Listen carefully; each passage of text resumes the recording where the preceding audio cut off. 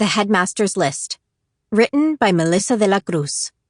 Read by Lori Felipe-Barkin, André Santana, Eunice Wong, and Inés del Castillo. In the end, one of them was dead. One was in jail, one was in rehab, and only one graduated. 18 headstrong and stubborn. 17 and headed to play soccer for Michigan. 16 and just got their driver's license. 15 and just along for the ride. One of them was driving, one of them was high, one of them screamed, one of them died. 1. Spencer couldn't take her eyes away from the officer's pen as it hovered over his report, patiently waiting.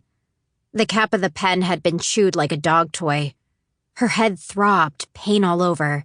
She blinked, realizing he'd asked her a question. What? Spencer's mother squeezed her hand and said, "Can we do this some other time?" "I understand that, Dr. Sandoval. I truly do. However, a child died. We take these things very seriously." Spencer's gaze landed on his badge. Officer Potentis. No, Detective Potentis.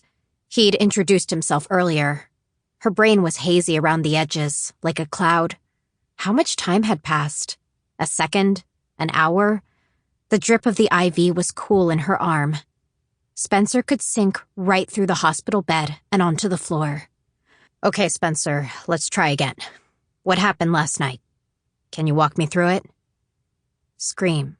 Float. Crash. An eternity in the blink of an eye. Who screamed? Did she? "There was an accident," she said, and swallowed, her throat dry. Her teeth felt too big for her mouth, or maybe it was the other way around. He wrote as she spoke. "We were at a party before school starts. End of summer. In the hills." End of summer. End of Spencer. Her heart pounded. Why was it so hard to breathe? She didn't feel real. She wasn't sure she was talking. In fact, she wasn't sure she had a mouth, and she folded her lips over her front teeth. Drip, drip went the IV. Away, away went the pain. Cloud 9. "Do you remember who was in the vehicle with you?" "My boy... Ethan." "The driver." Spencer's breath hitched. Scream, float, crash, pain. Ethan. "Do you remember what happened next?" When she screwed up her face, remembering, the skin on her cheeks pinched. Stitches from her cheekbone to her jaw, sewed together like a doll, chewed up like the detective's pen cap. "No, I can't think." "She's on sedatives, detective," her mother said. Her brown hair was so shiny, like a penny. Spencer wanted to reach out to touch it, but her other hand was in a cast and too heavy.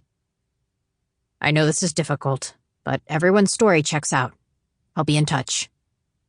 1 minute, the detective was sitting at the foot of her hospital bed, and the next, he'd teleported to the door where Spencer's father stood, holding Spencer's sister's hand while talking to a doctor.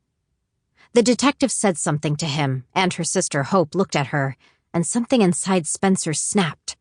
She cried, blinked, reliving it all over again. Scream, float, crash. She had to go, run for help.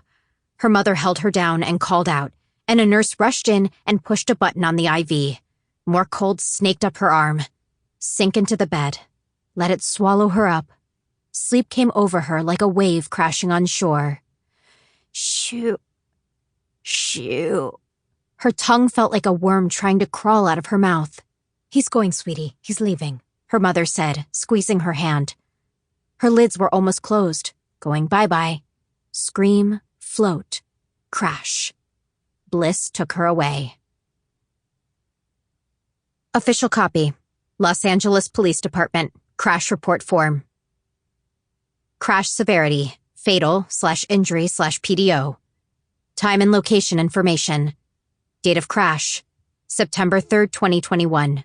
Time of crash, 2:30 a.m. Time officer arrived, 2:34 a.m. Weather conditions, clear. Road hazards, none. At intersection Sunset Boulevard and Benedict Canyon Drive. Number of motor vehicles, 1. Sample complete. Ready to continue?